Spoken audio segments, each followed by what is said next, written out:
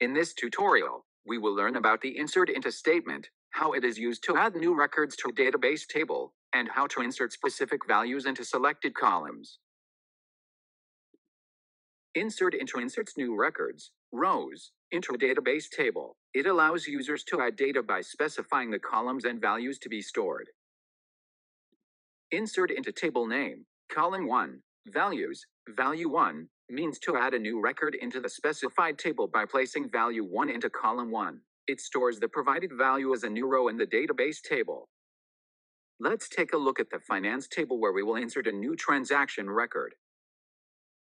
This insert into statement adds a new record to the finance table. It inserts transaction ID 101, the transaction date, the transaction type as income, and an amount of 5,000 into the corresponding columns.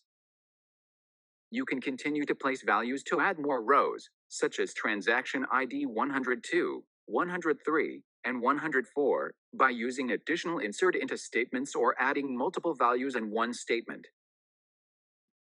You have completed the tutorial on the insert into statement and learned how to add new records, rows, to a database table.